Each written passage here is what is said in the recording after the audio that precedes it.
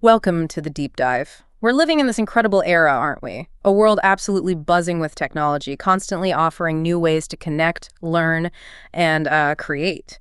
But let's be honest, it's not all sunshine and pixels. This digital landscape also brings a whole new set of challenges. Keeping our personal information secure, navigating the minefield of fake news, avoiding scams, Yeah. and even just figuring out how to stay relevant in a job market that's increasingly powered by AI. So for this deep dive, our central question is, how do you truly master your digital world? That's precisely what we're going to tackle today. We're diving into, well, an essential guide for proactively building your digital competency, helping you not just survive, but really thrive amidst all these technological shifts. Okay. Our source for this deep dive is a really thoughtful resource, the Handbook for Developing Digital Competence for Students, a fantastic collaboration between Vietnam National University, Hanoi, and Meta. And our mission, then, is to arm you with the critical insights from this handbook. We want to show you how to harness technology's incredible power, become a responsible global digital citizen, and perhaps most crucially, avoid that overwhelming feeling, of information overload that so many of us experience. Let's get started. Sounds good. So we're kicking off by talking about the very foundation of our digital lives. Operating digital devices and software, our daily routines, our work, our leisure. They're completely transformed by technology. Totally. It's not just about having the latest gadgets, but genuinely understanding how to use them effectively and, just as important, responsibly. Exactly. And the handbook starts by defining what a digital device actually is. It's essentially any piece of hardware that uses a computer or microcontroller. And when you think about it, these things are everywhere. Right. They scale from massive mainframe computers used by big organizations for, complex data processing, right down to the tiny microprocessors embedded in your smart home appliances, your washing machine, even your smart TV. And speaking of common devices, the handbook highlights how your smartphone, for instance, isn't just a phone anymore. It's basically a small computer. A pocket computer. Capable of connecting to mobile networks and the internet, running advanced operating systems. Because they do so much cameras, media players, touch screens, they also consume a lot more energy than, say, older mobile phones. That's a good point. We also see digital cameras evolving with light sensors for recording images, their quality tied to the lens and sensor resolution. Smart TVs now seamlessly stream content and connect to networks. And while dedicated navigation tools once relied solely on GPS satellites... Yeah, those standalone GPS units. Exactly. Your smartphone has largely absorbed that function too. Plus, there's the growing world of smart home automation, where devices connect to control everything from temperature to lighting, often managed right from your phone. And as different as these devices are, they share three fundamental characteristics that shape how we interact with them. Okay, like what? Well, first, mobility. This is simply how easy a device is to carry and move, influenced by its size and weight.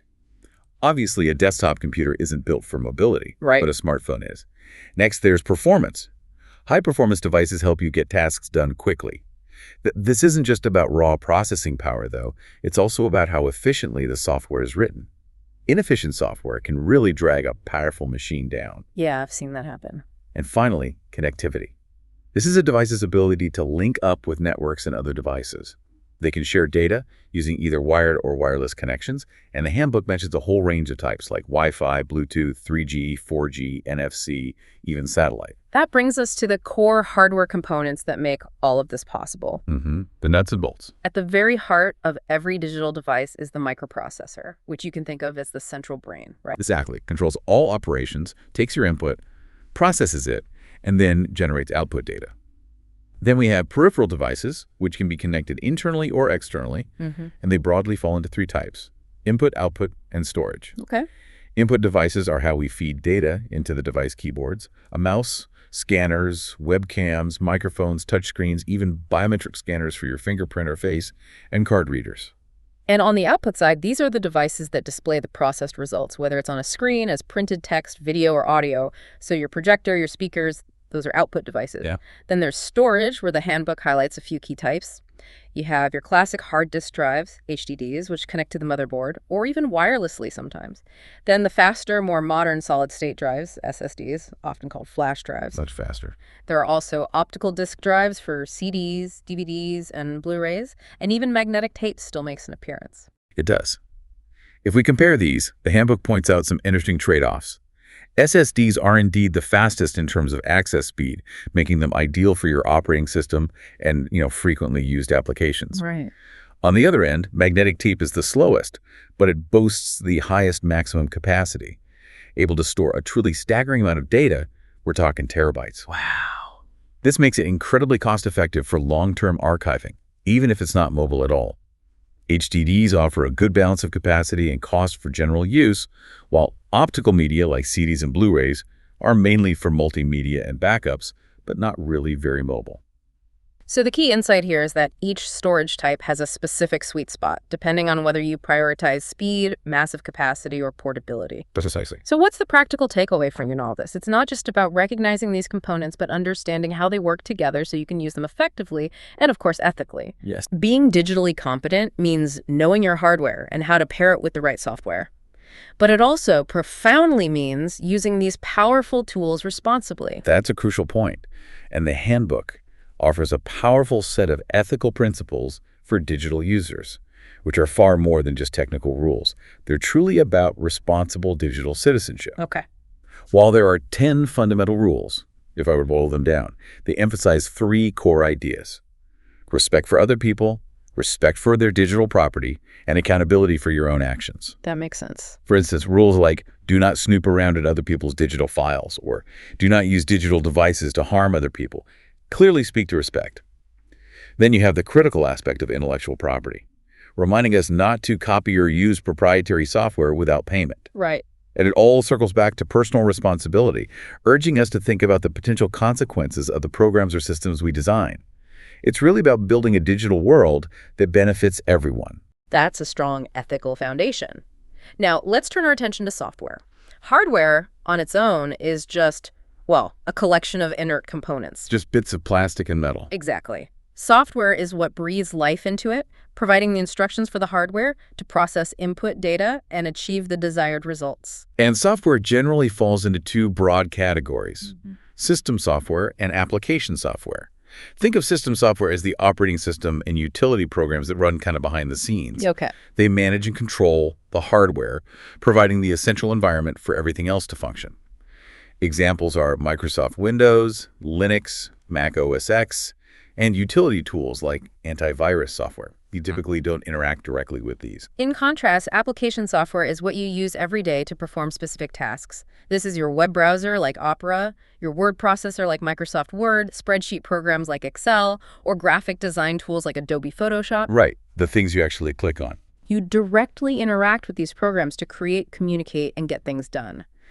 The crucial point is, application software can't run without system software providing the underlying framework. Another important concept is software licenses.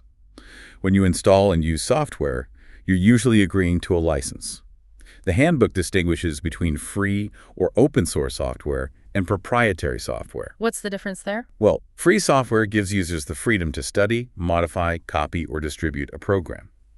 The term free here refers to freedom, not necessarily zero cost you might pay for a copy or related services, but you have liberties with the code. Okay.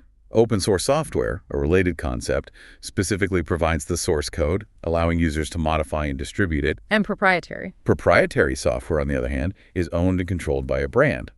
The owner sets the distribution fee, and while it might be offered for free, known as freeware, the source code is typically not provided.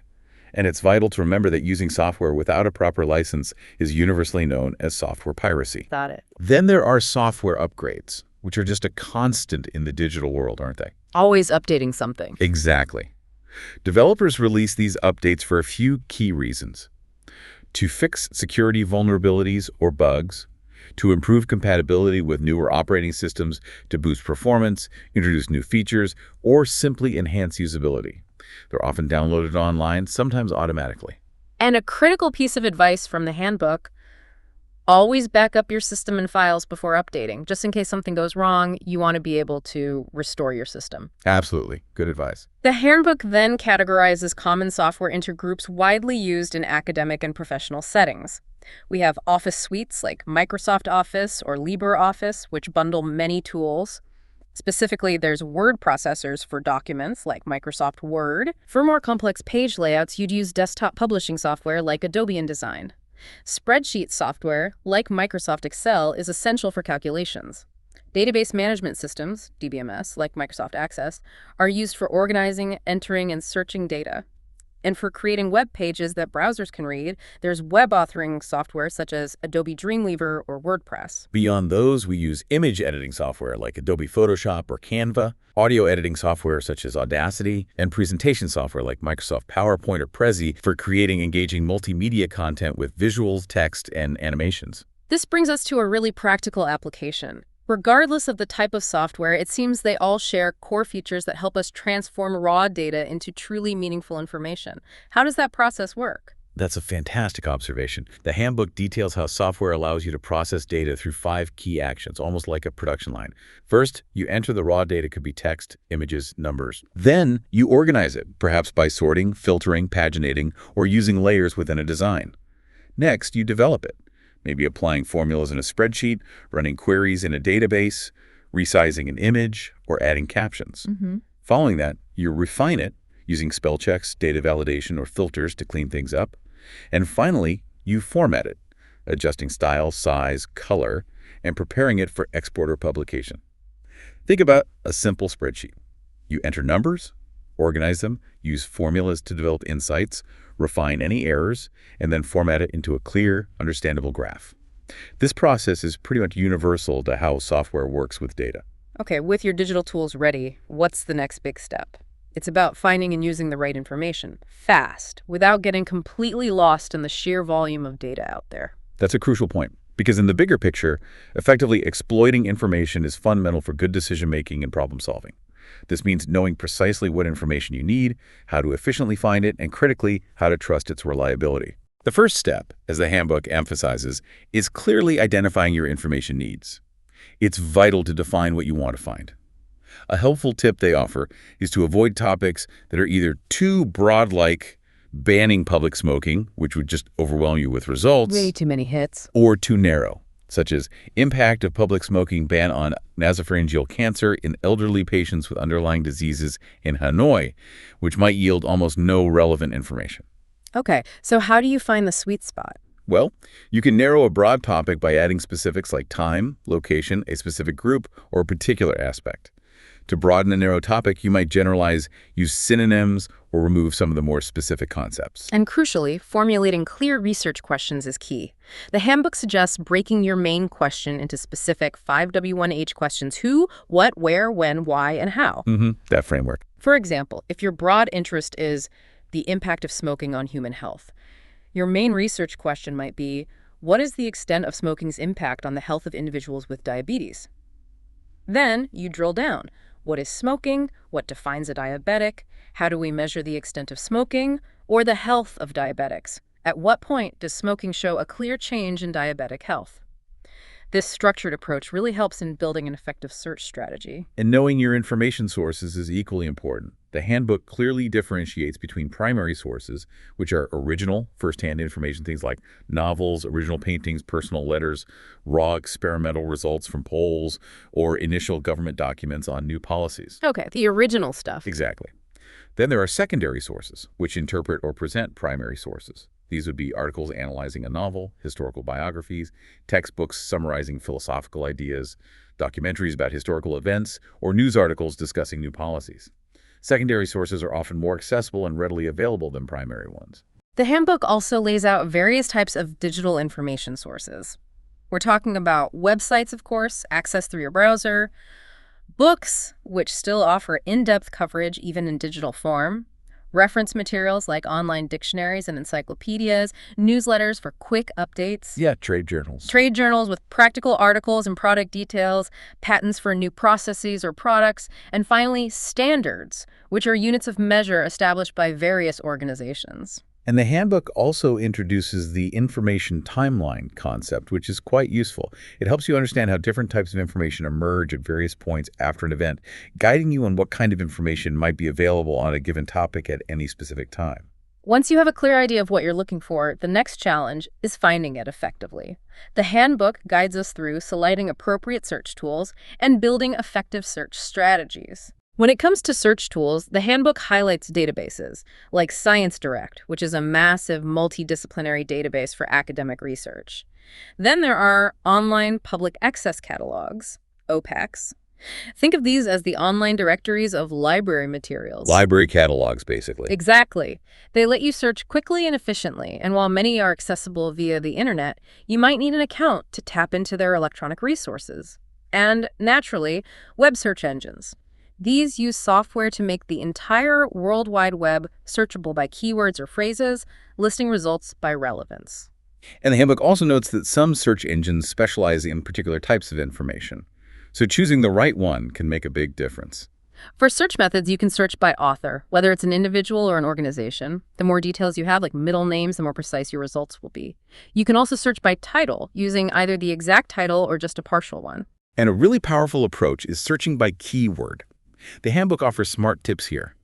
Start by extracting single words or short phrases, and remember to strip out plurals, conjunctions like of or and other unnecessary words. Clean it up a bit. Yeah.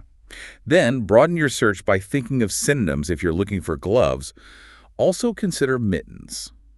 And always try to find related terms. So trash might lead you to garbage or waste. Other clever methods include truncation, where you use an asterisk, for example, ngo, to find ngolai or ngonot for exact phrases and close them in quotation marks like van huckling man, and always leverage filters or limits that search tools provide, such as filtering for full text, specific dates, or source types. That's a great toolkit for finding information, but finding it is only half the battle. This raises a crucial question. How do you truly evaluate the quality and relevance of what you find? Because the first result isn't always the best, right? Definitely not. For library catalogs or databases, it's smart to quickly check subject headings and abstracts. For books, skim the table of contents, introduction, or preface. And for academic articles, always start with the abstract, then maybe the introduction, discussion, and conclusion before you dive into the nitty-gritty details. The handbook provides clear criteria for you to really scrutinize information from multiple sources. First, think about timeliness. Is the information current or is it outdated? Does it have historical value or have new findings rendered it obsolete? Has it been updated recently? Second, consider relevance. Does it actually answer your question? Is the depth and breadth of the information appropriate for your needs, or is it too advanced or too simplistic? Third, assess authority and legitimacy. Who wrote or created this? Are they experts in the field? Is the organization or publisher reputable and respected? Is the content stable, and has it undergone any editorial review? Fourth, accuracy. Is there sufficient evidence to back up the claims? Can you verify the information with other reputable sources? Are sources cited? Are there signs of plagiarism, exaggeration, or obvious bias? And is the writing clear with correct grammar and spelling? That last one's a bit of a tell sometimes. It can be, yeah. Finally, think about the purpose. Why was this content created?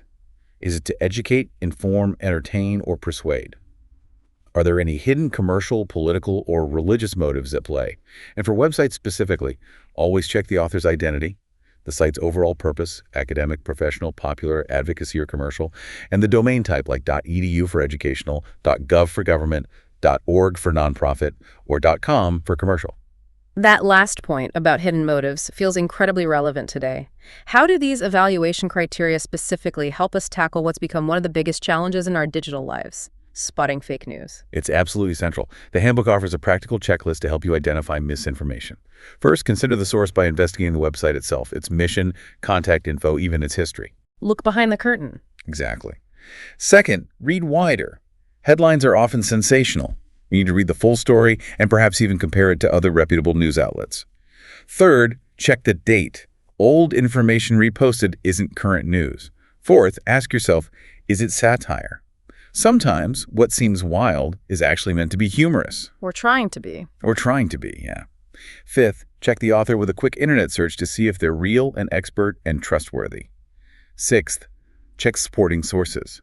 Do any linked articles or studies actually back up the claims? And finally, a really important one, check your own bias. Your personal beliefs can strongly influence how you evaluate information, so be aware of that filter.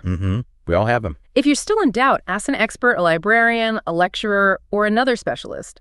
And the handbook points out that you can play an active role in curbing the spread of fake news by not just identifying and evaluating it, but by reporting inaccurate content on social media platforms, for instance, using Facebook's reporting feature. Once you've gathered and evaluated your information, the next step is organizing it effectively for your own use.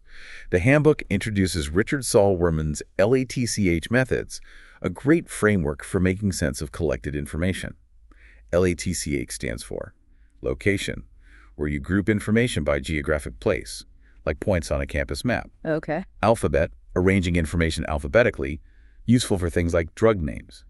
Time, organizing content in chronological order, such as historical events. Category, grouping information by type, like different digital devices. And hierarchy, arranging things from general to specific, much like Bloom's taxonomy, where concepts build from foundational to more complex. When it comes to presenting information effectively, whether as text or graphics, the choice depends on your audience and the information itself. For text, it's about arranging information clearly and storing your electronic sources efficiently. You should write in a style that's recommended for your purpose, and crucially, tailor the language and complexity to your audience. Right, know who you're talking to. Exactly. The handbook even suggests using Bloom's taxonomy as a guide. For example, use simple structures for those with a foundational understanding and more complex structures for those with deeper knowledge. This taxonomy progresses from know basic facts to understand, compare, summarize, apply, use rules and situations, analyze, break concepts down, synthesize, create new ideas, and evaluate, judge effectiveness. And for graphics, images, tables, charts, they must fit the content and convey your message accurately. A good graphic should deliver a clear, precise message that's easy to grasp. It needs a strong relationship with your content, should be understandable even if read alone, and its primary purpose is to simplify complex information. Simpler is better. Yeah, the simpler the graphic, the more effective it typically is. And remember, data in graphics should always be presented in relation to the context of your text. The handbook also breaks down common chart types. Bar charts are excellent for comparing data using column lengths. Line charts are perfect for showing trends over time, with time on the x-axis. Pie charts illustrate each value's contribution to a total, showing part-to-whole relationships. Those are common. Scatter charts help compare pairs of values in similar situations. And area charts display trends and their magnitudes over time. This leads us to a crucial ethical and legal consideration. Yeah. When you're using all this information and presenting it, how do you ensure you're doing so ethically and legally? This is where plagiarism and proper citation come in. Right. Plagiarism is simply using someone else's words or ideas as your own without giving them proper credit. It's essentially intellectual property theft, and it can be intentional or unintentional. The handbook gives clear examples. Copying text verbatim without citing, blending your words with others without clear distinction, using unique phrases from another author without credit, or submitting a classmate's work as your own. Citing, then, is the act of referencing a source to give credit to the original author. It's incredibly important because it builds credibility for your work, allowing readers to trace your information back to its origin. Okay. For a general citation, you'll typically need the author, title, publisher, place and year of publication, edition, pagination, and for digital sources, a DOI or URL. The handbook shows exactly where to find these elements in books, journals, and websites. The source outlines two main citation styles: the rules from the Vietnamese Ministry of Education and Training and APA style. For direct quotes, both use quotation marks.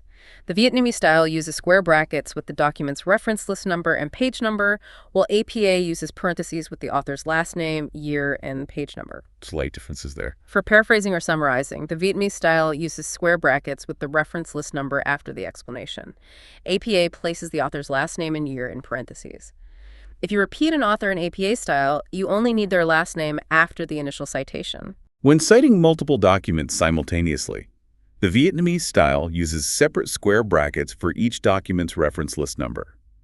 APA lists authors' last names and publication years in a single set of parentheses, separated by semicolons. Okay. For indirect citations, that's information cited from another source, not directly the original, the Vietnamese style is similar to paraphrasing. APA requires you to cite the source you actually accessed, adding a note like, as cited by. And if there's no specific author? Vietnamese style is still like paraphrasing, using the document's reference list number. APA uses the document title in quotation marks and the publication year. It's really important for you to cite whenever your work is based on someone else's original ideas, whether it's an exact quote, a paraphrase, or a summary. Absolutely. Give credit where credit is due. And to make this easier, there are many citation tools available, like Microsoft Word's built-in manager, EndNote, Zotero, and Mendeley, which can help ensure you're formatting this correct. Definitely helpful. Now, let's explore how we communicate and collaborate in this digital age. The shift from, physical meetings and letters to instant digital platforms has fundamentally transformed everything, from casual chats to global conferences. This shift is fascinating because it demands new competencies from you.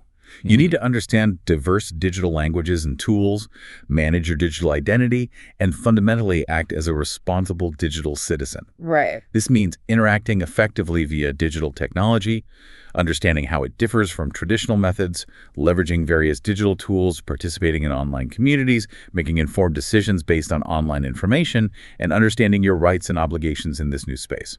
So, given this new reality, how does your online behavior truly measure up? Are you consistently acting appropriately?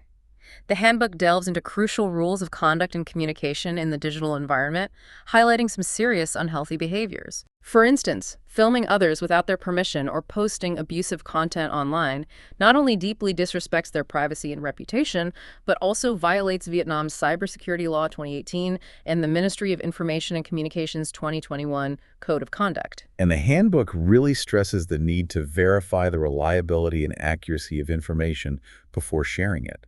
Think about the harm caused by spreading false COVID-19 news. It can severely impact public health, psychology, and even the economy. Yeah, big consequences. It also touches on the serious implications of aggressive language, even referencing the hate speech case of American actress Leslie Jones, who was targeted with racist and misogynistic content.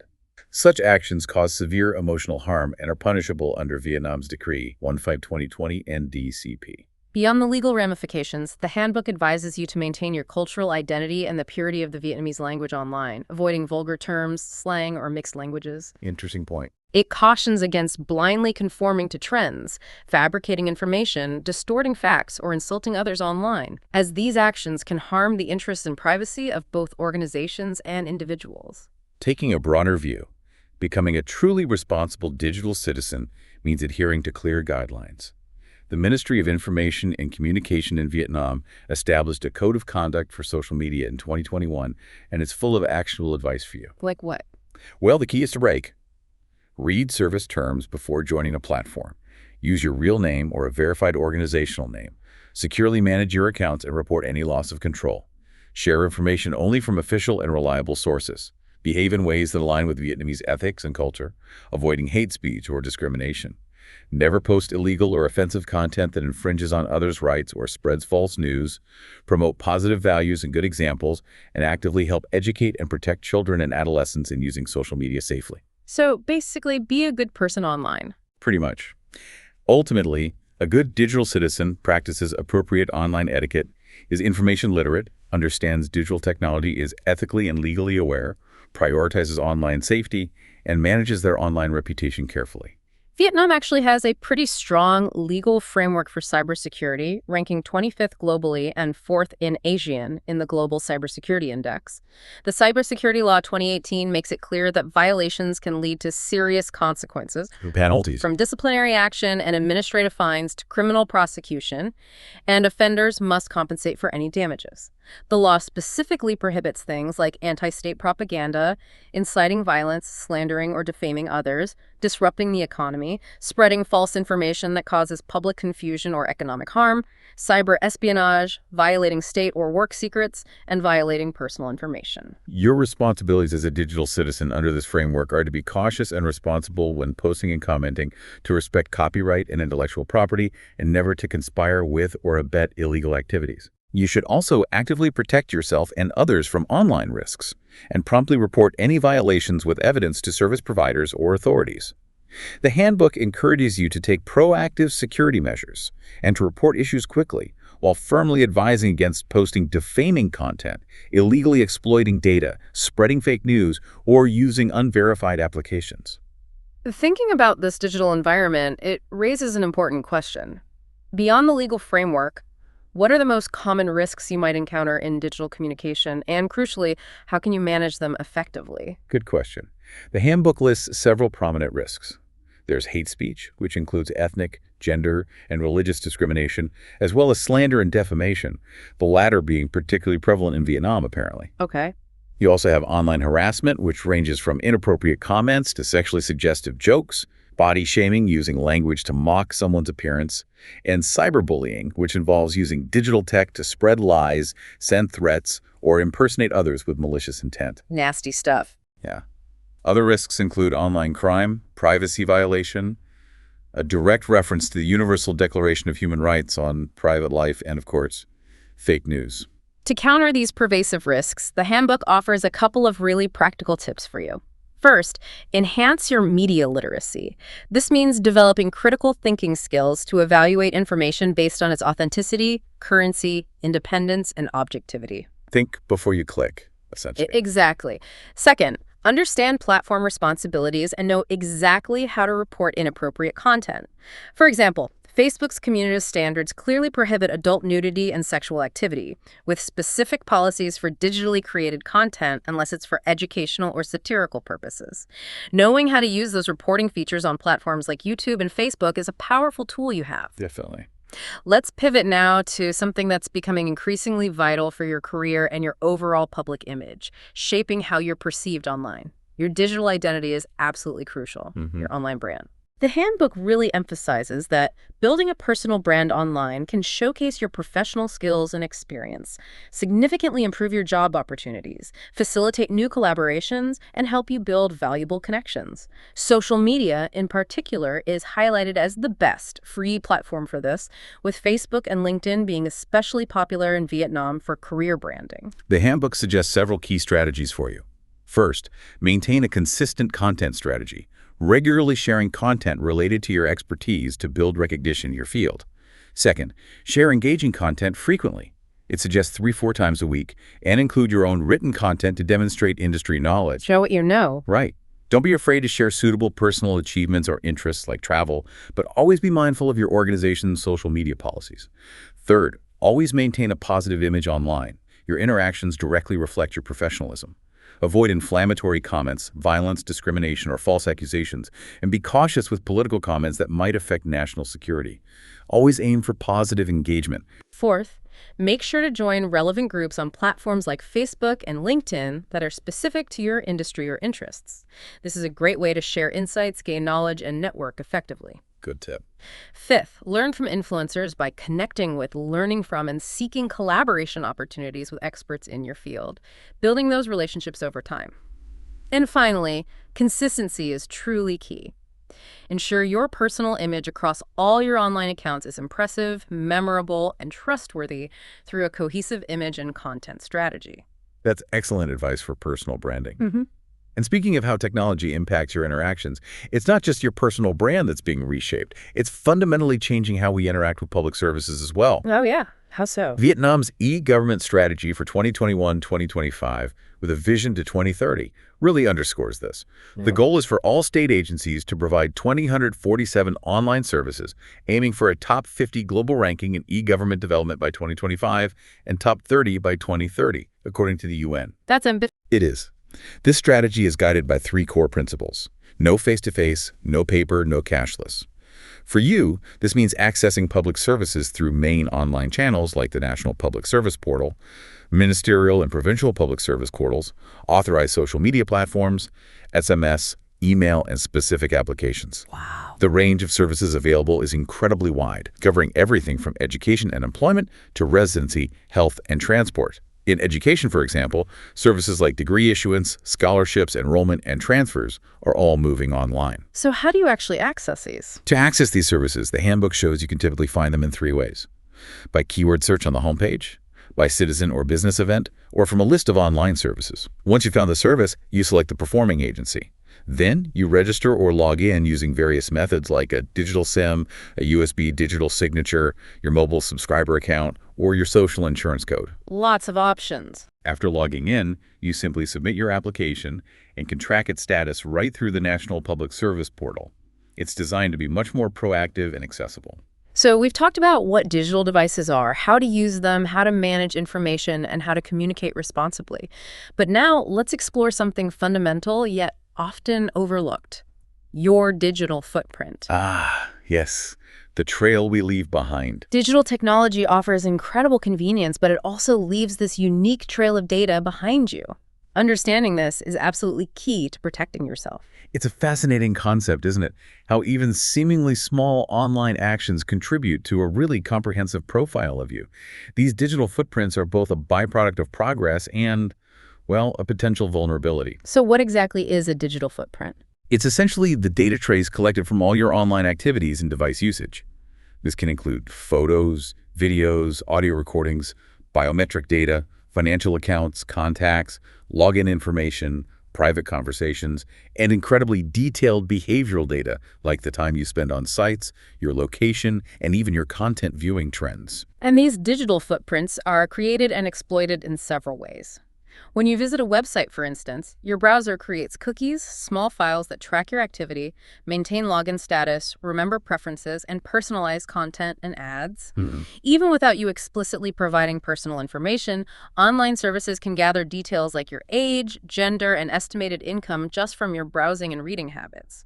Social media platforms, of course, record every single like, share, and comment. And it's worth remembering that these platforms constantly update their policies, often increasing data tracking, and most of us just click accept without reading. Guilty as charged sometimes. Your mobile devices and apps are also significant data collectors, gathering diverse information like images, sound, time, location, and daily habits. These apps can often link multiple identities across devices to build incredibly comprehensive user profiles. So they know a lot. They really do. The handbook highlights specific behavioral data points, your login and interaction times, check-ins, purchases, posts, searches, viewing trends, messages, and emails.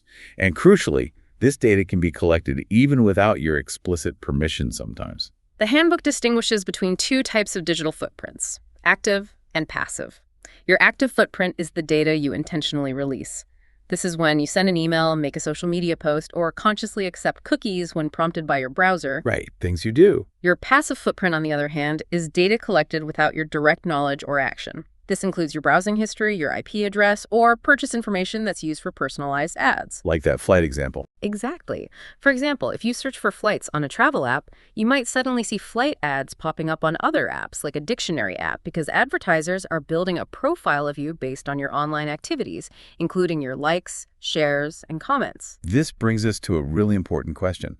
How do you protect your digital identity, that complete profile built from all these footprints, from potential harm?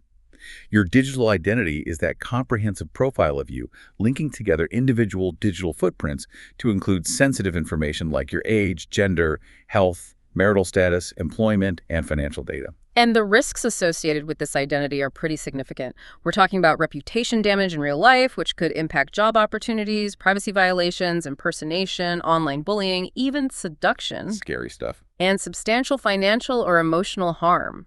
It's incredibly difficult to trust anonymous online accounts, and any incautious digital traces or easily exposed parts of your digital identity can lead to severe consequences, potentially risking your finances or even your safety. But it's not all doom and gloom. The handbook also points out the many benefits of controlling your digital identity. Convenience, effective personal branding, enhanced service experiences through personalized ads and health monitoring devices, and the ability to securely store precious memories. So how do we manage and protect it? Well, to manage and protect your digital identity, the handbook suggests 4 key practices. Consistently raising your awareness about digital risks, developing healthy digital habits, mastering online tools, and utilizing privacy-enhancing tools. Okay. It also emphasizes the unrecallable nature of online sharing. Once something is out there, it's often irreversible. There's a constant tension between your privacy needs and service providers' desire for data, which is something you just need to be aware of. So what are some practical tips? For actionable tips, the handbook advises you to segment your digital footprint by separating your personal and professional online roles and accounts. Limit absolute identification to make it harder for services to fully pinpoint who you are. Think carefully about the level of publicness and the lifespan of information before sharing on social media. Good point. Regularly check your default privacy settings in browsers, operating systems, and social media accounts, and actually take the time to read and understand what you're agreeing to.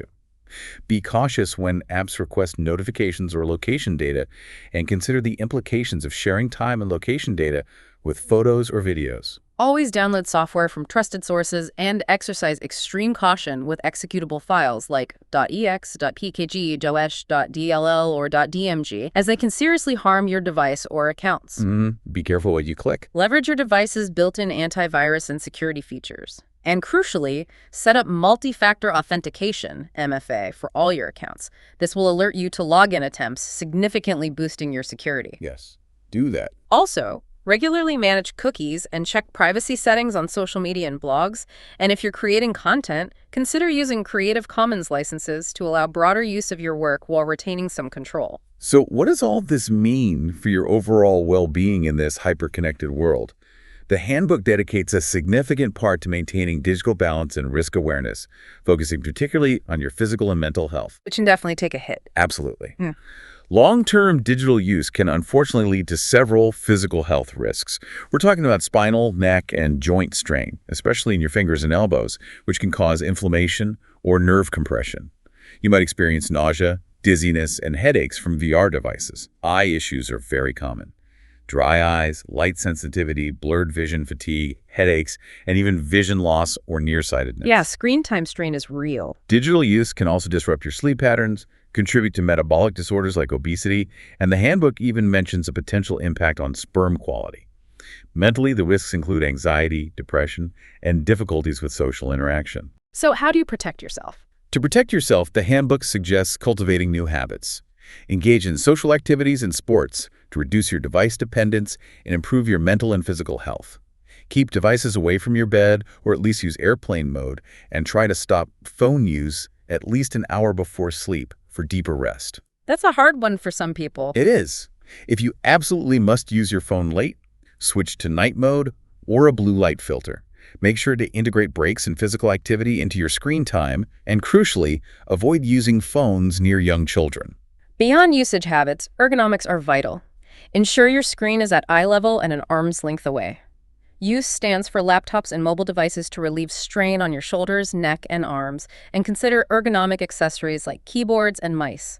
Small adjustments can make a big difference. Definitely. Finally, there's the critical aspect of environmental protection.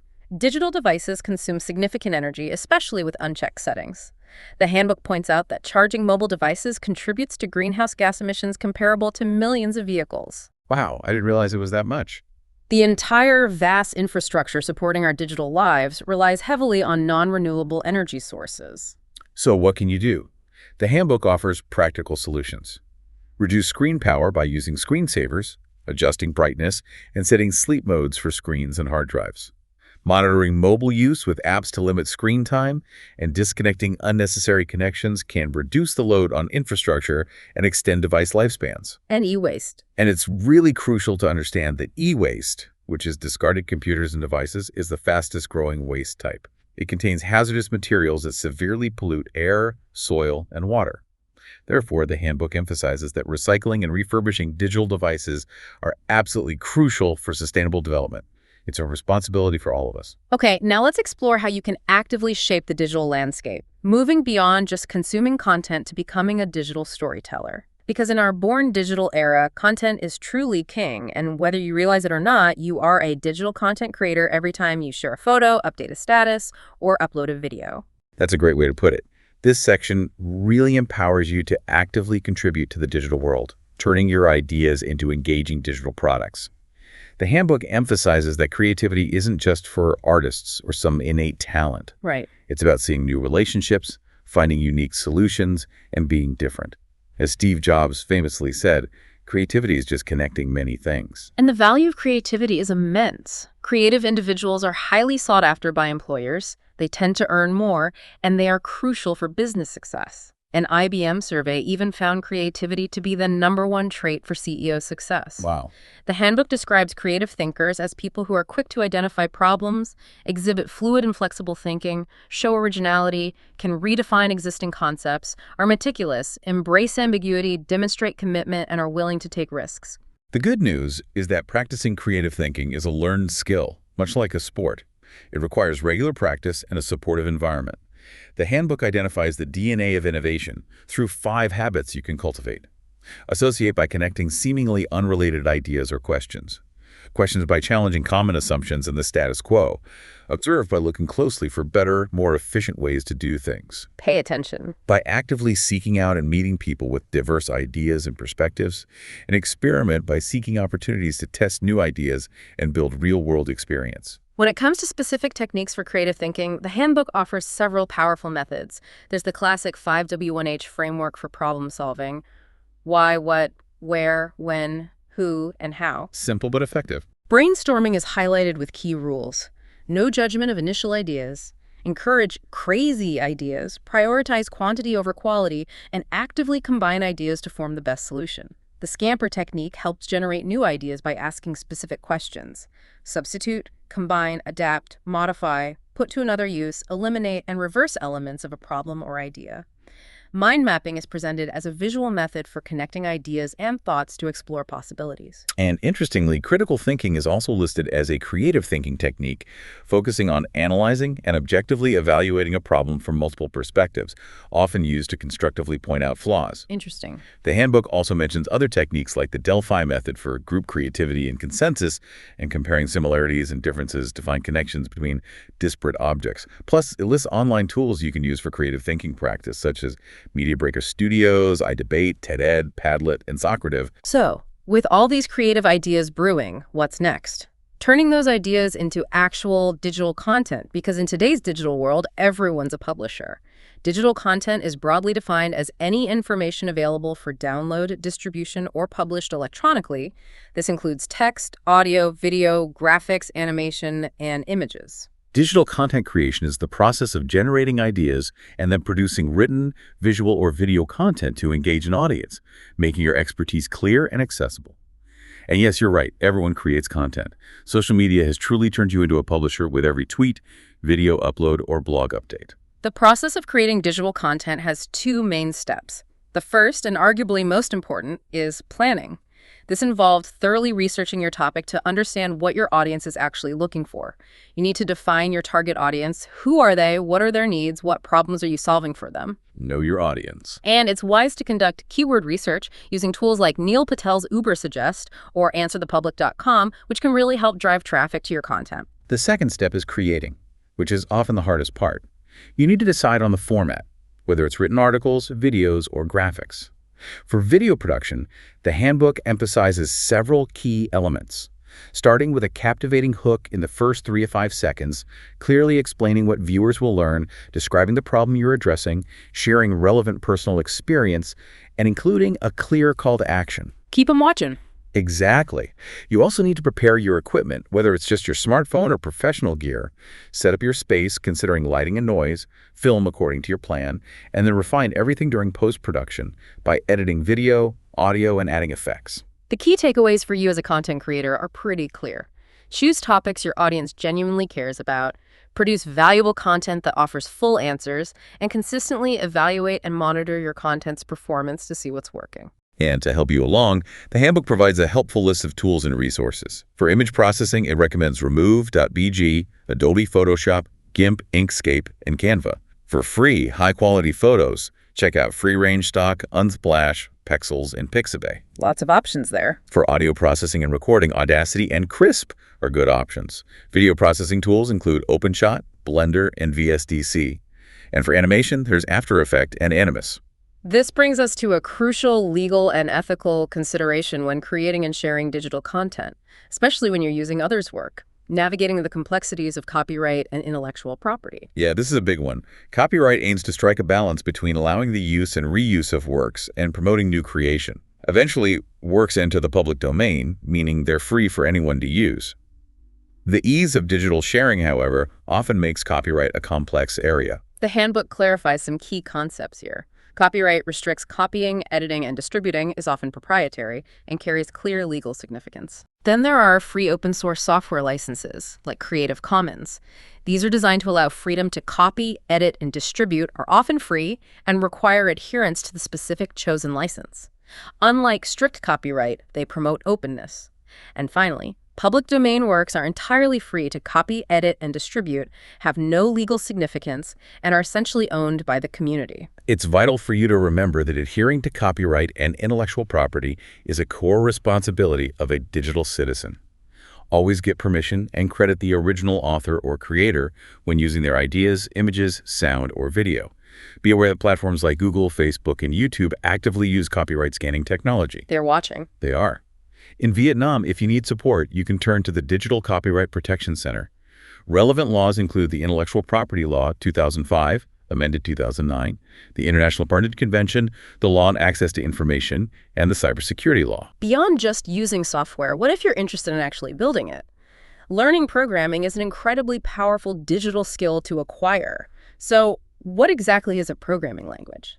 At its simplest, it's a specialized computer language. A set of instructions and syntax used to create software programs or scripts that computers can understand and follow. What a human programmer writes is called high-level code, which is then translated into low-level language that the computer hardware directly recognizes and executes. Okay. Programming languages can be categorized in various ways, such as high-level versus low-level, or declarative versus imperative, or even object-oriented. But why should you consider learning to code? The handbook outlines several compelling benefits. Sell me on it. Okay. You'll gain a much deeper understanding of technology and how computers truly work. It significantly enhances your problem-solving skills by training you to break down complex issues.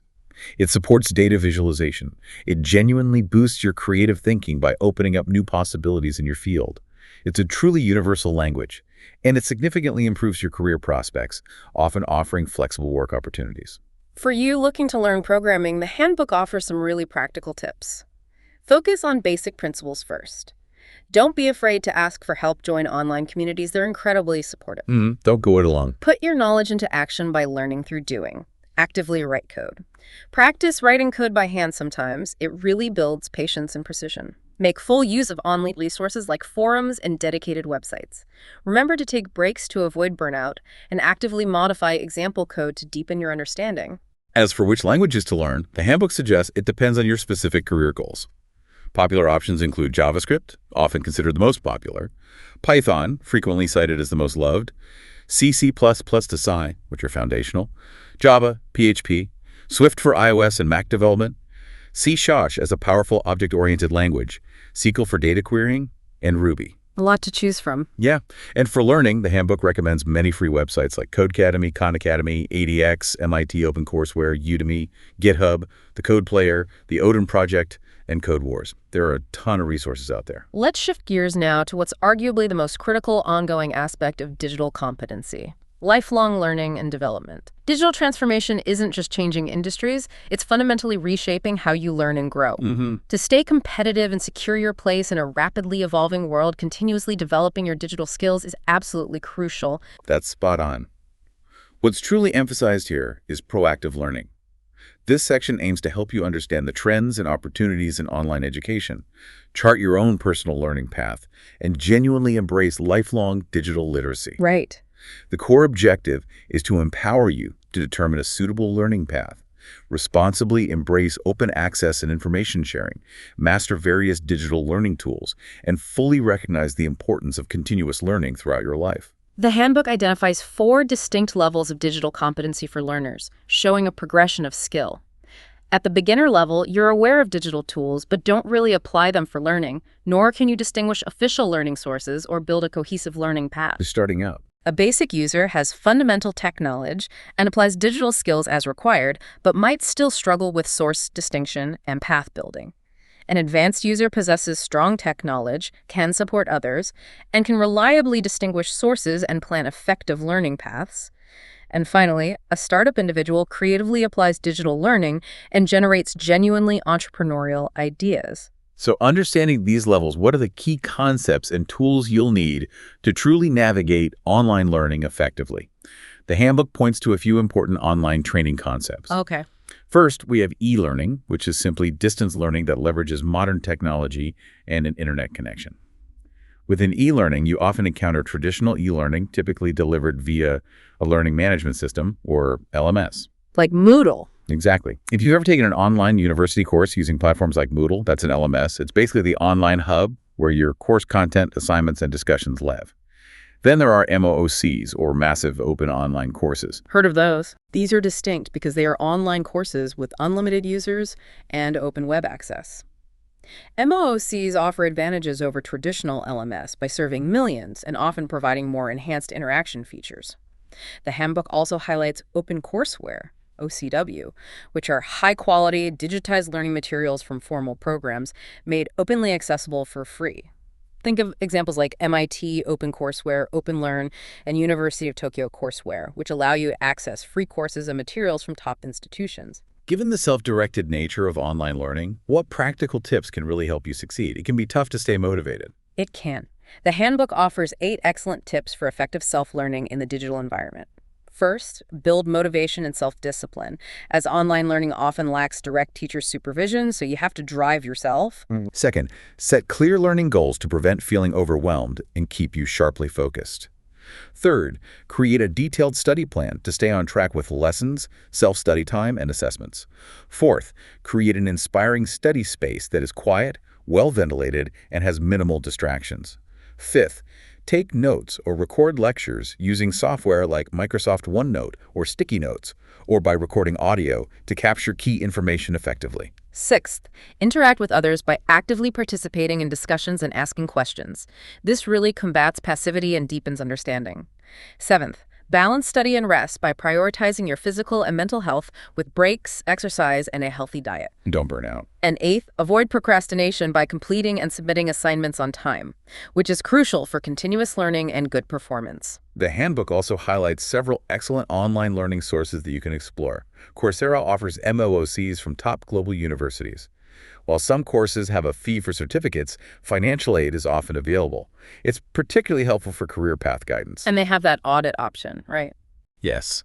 Coursera also offers a fantastic audit-only option for free, time-unlimited access to course content without earning a certificate.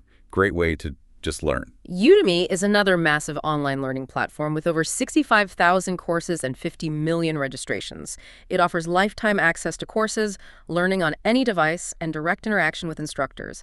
Many courses are quite affordable and often come with Vietnamese subtitles. And edX, founded by MIT and Harvard, is a major global resource with over 300 courses from famous universities, providing accessible learning opportunities with specific guidance and subtitles. Finally, Khan Academy is a free online education platform, also available on mobile. It covers subjects like science, math, and economics with short video lectures and exercises. It allows you to learn at your own pace and provides personalized recommendations, saving your progress on the website. These platforms offer an incredible breadth of learning opportunities. Let's shift our focus now to how you can really leverage digital competency for your career. In today's rapidly transforming digital economy, your digital skills aren't just a bonus. They are absolutely essential for job stability and career growth. That's so true.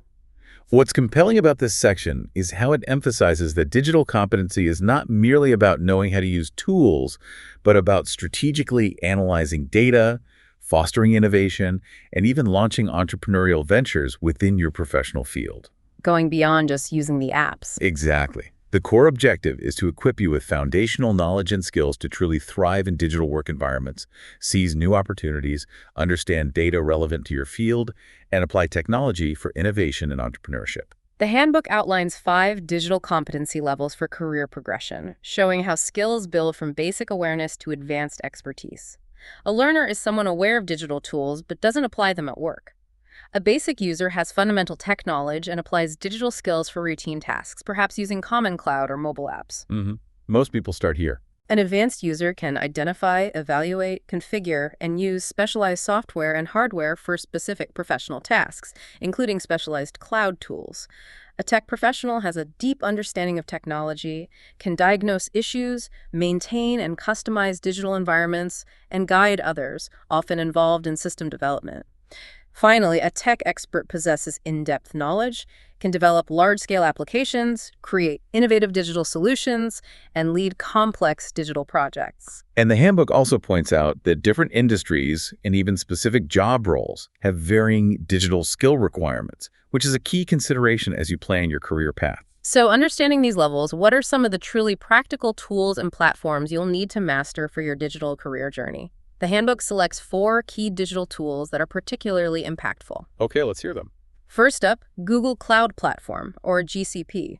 This is Google's cloud computing platform, enabling organizations to build and run applications. It's what powers global services like YouTube, Chrome, and Google Maps. Pretty fundamental stuff.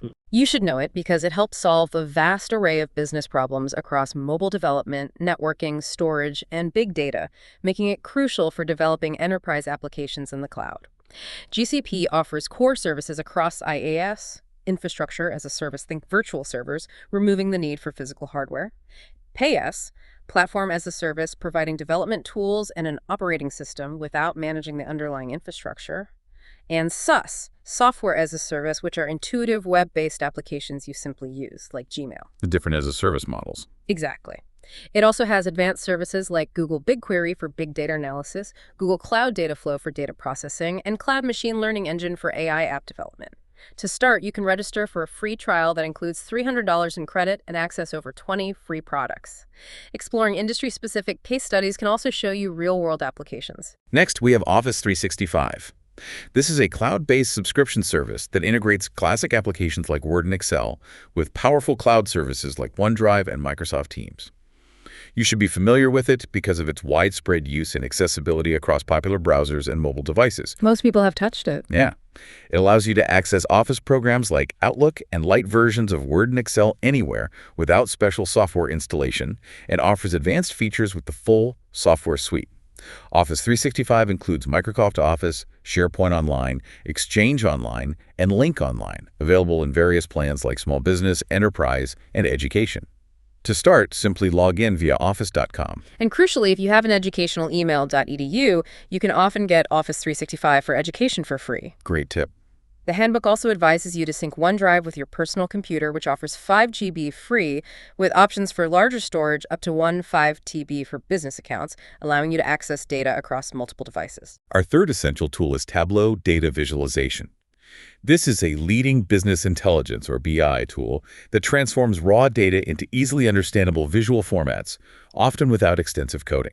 Making data pretty, basically. And understandable. You should know it because humans process visuals far better than raw numbers. So Tableau helps you understand data more deeply and present incredibly compelling insights. Its key products include Tableau Prep for combining, shaping, and cleaning data, Tableau Desktop, which is considered the gold standard for visual analytics, enabling you to create powerful charts, reports, and dashboards, Tableau Online for cloud-based analytics without server management, and Tableau Server for enterprise-scale data sharing and management. How do you get started with that? To start, you can sign up for an online account or install the Tableau Desktop for a 14-day full-feature trial. You can use your own data or access public sample data. The handbook also mentions the existence of Vietnamese Tableau communities and professional certifications, which can be a great way to learn. Finally, there's Salesforce CRM. This is the leading cloud-based customer relationship management, or CRM, application, and it actually pioneered the software as a service, or SaaS, model. It uses a multi-tenant cloud to serve businesses of all sizes. It's huge in sales and marketing. You should know it because it's the #1 CRM globally with the largest partner ecosystem, which means continuous updates and a vast app exchange for additional applications. Salesforce offers 3 core services. The Salesforce Sales Cloud is designed for sales teams, managing leads, sales forecasting, providing Einstein AI for insightful predictions, and a mobile app for on-the-go access. The Salesforce Service Cloud supports customer support teams, tracking inquiries, managing brand reputation, and offering self-service options. And the Salesforce Marketing Cloud is for marketing teams, collecting customer information, personalizing content with AI, managing customer journeys across various channels, and analyzing campaign effectiveness through tools like Pardot and Social Studio. And the best way to learn that? To begin your learning journey with Salesforce, the handbook highly recommends starting on Salesforce Trailhead, their free learning platform where you can earn valuable digital certifications. It's really well done. So we've navigated the nuts and bolts, the hardware, the software, how to manage information, how to communicate responsibly, and even how to build your digital career. But what about the human side of this equation? What are the fundamental soft skills that truly empower you to thrive in this digital world, regardless of the tools you use? That's such a crucial pivot.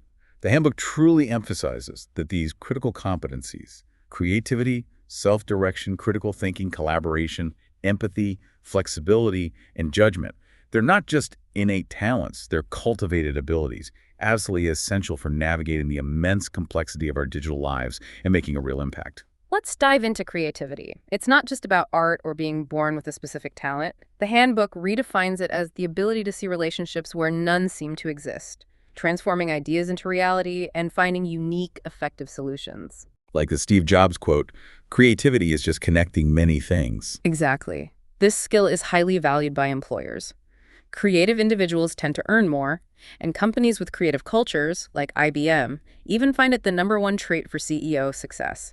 Creative thinkers are often quick to identify problems, think fluidly and flexibly, show originality, redefine concepts, are meticulous, embrace ambiguity, demonstrate commitment, and are willing to take risks. The good news is that for you to be more creative, it's a learned skill, much like a sport. It requires practice and a supportive environment. The handbook identifies the DNA of innovation through 5 key habits you can cultivate.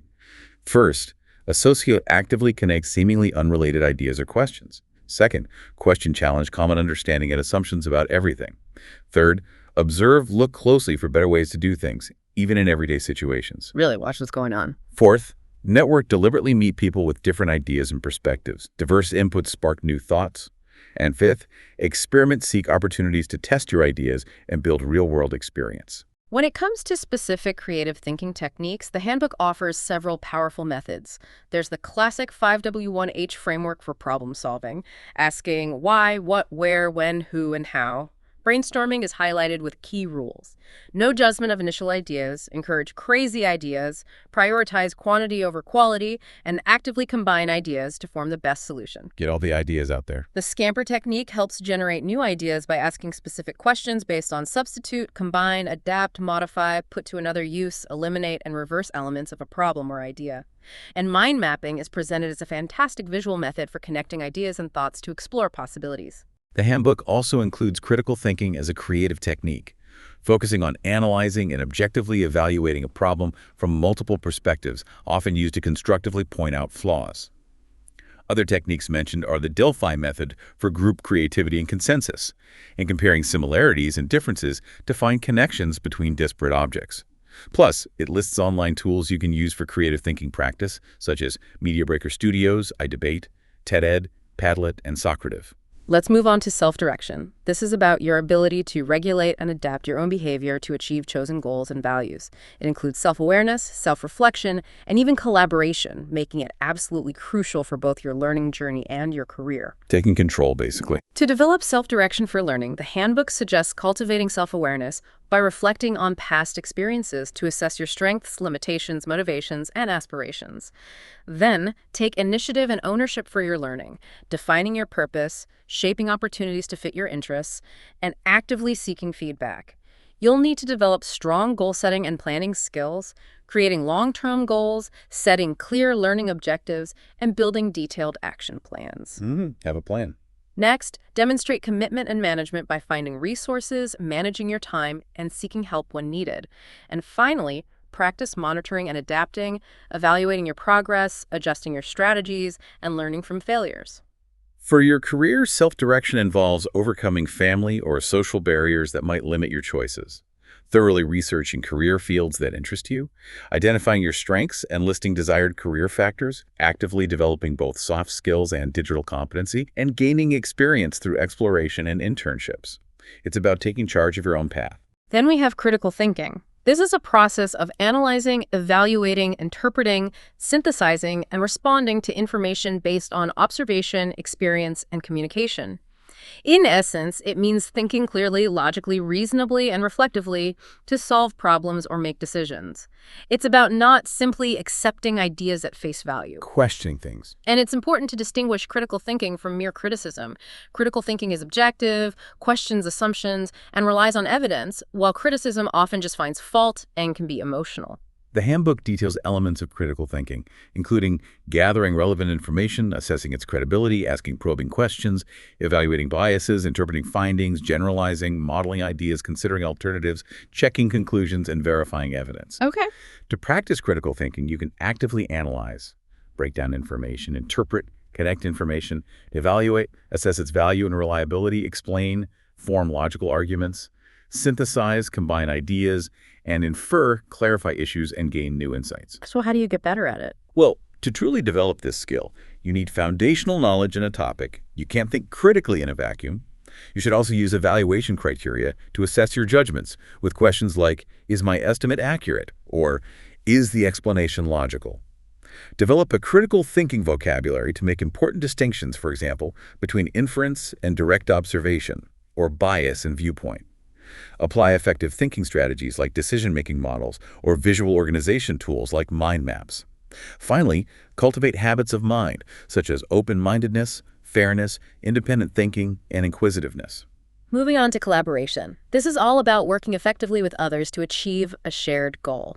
It encompasses clear communication, active listening, accountability, and respecting diversity skills absolutely essential in most workplaces today. Teamwork makes the dream work, right? Something like that. The handbook points out that a truly collaborative person has excellent communication skills, including active listening and understanding nonverbal cues. They possess emotional intelligence, showing resilience, empathy, and strong conflict resolution abilities. And they demonstrate respect for diversity through open communication, cultural sensitivity, facilitating discussion, and building consensus within a team. To develop these crucial collaboration skills, the handbook advises you to maintain open communication, actively work towards consensus on goals, acknowledge others' contributions, identify and resolve obstacles cooperatively, prioritize group goals over individual recognition, and practice apologizing and forgiving. That last one's important. It is. The handbook also lists various online tools that can significantly enhance collaboration, categorized into communication tools like FlowDocs, Slack, Zoom, Zalo, and Facebook Messenger, project management tools such as Asana, Trello, and Milanote, and co-creation tools like Google Docs and Concept Board. Next up, empathy. This is the profound ability to understand others' emotions from their viewpoint, to truly put yourself in someone else's shoes. This is often much harder and more crucial in online interactions where nonverbal cues are missing. Yeah, it's easy to misinterpret things online. The handbook explains that empathy is formed through 3 processes: reasoning from others' perspectives, sharing their emotions, and a genuine desire to help. So how do you practice it? To actively practice empathy, the handbook offers 2 key pieces of advice. First, recognize your own biases, both conscious and unconscious, toward individuals or groups. Self-awareness is crucial here, as it helps you reduce the control these biases have over your thoughts and actions. Second, practice active, non-judgmental listening. This means maintaining eye contact, even virtually, avoiding interruptions, and refraining from offering unsolicited advice, especially when someone is expressing negative emotions. Just being present and listening can be incredibly empathetic. Just listen. Good advice. Now, let's talk about flexibility. This is simply your ability to adjust and adapt to change, being open to new ways of thinking and doing, rather than being rigid. To cultivate flexibility, the handbook suggests you can first broaden your perspective by breaking free from fixed ways of thinking. Challenge your beliefs and actively seek multiple viewpoints, for example, by consulting various online sources before accepting information, or by considering different solutions to online risks like cyberbullying. Second, think differently. This helps you generate multiple solutions and approaches before making decisions. For instance, when you encounter accusatory online information, the handbook advises you to consider multiple hypotheses before making a judgment, which helps avoid bias and maintain neutrality. Don't jump to conclusions. Exactly. An adaptable person is ready to embrace new tasks, handles criticism well, constantly seeks new knowledge, excels at teamwork, possesses leadership potential, seizes opportunities, and is resilient in the face of challenges. Finally, we arrive at judgment and decision-making. This is your ability to form opinions and make decisions objectively and wisely, particularly in matters that affect actions and the common good. It involves drawing conclusions from events based on solid evidence. Making good calls. The quality of your judgment is assessed by its accuracy and consistency. Good judgment leads to good decisions. Poor judgment often leads to bad ones. The handbook highlights several factors that significantly influence your judgment and decisions. The information you have, its quality, completeness, and timeliness is crucial. While decisions shouldn't be based solely on emotion, emotions can sometimes provide valuable insights into a situation. Your experience certainly helps build confidence in your judgments. Your personal preference will inevitably influence your decisions. And your environment, both physical and mental, can significantly impact your ability to make sound decisions. Think about the challenge of maintaining calm and clarity in a chaotic or stressful situation. We've journeyed through the vast and dynamic landscape of digital competency, from the nuts and bolts of devices and data management to the art of creating compelling content, and finally, the crucial human skills that truly tie it all together. Taking a broader view, all these elements, from the technical know-how and ethical considerations to an adaptable mindset, are increasingly critical for your success in a world being constantly shaped by digital forces. So what does this all mean for you, our listener? The digital world isn't just a place you exist in, it's a space you have the power to shape. As you go forward, how will you leverage these competencies, not just for your own personal success, but to contribute to a more responsible, sustainable, and innovative digital future for everyone? A final thought. What will you create, share, and protect in this ever-evolving digital landscape?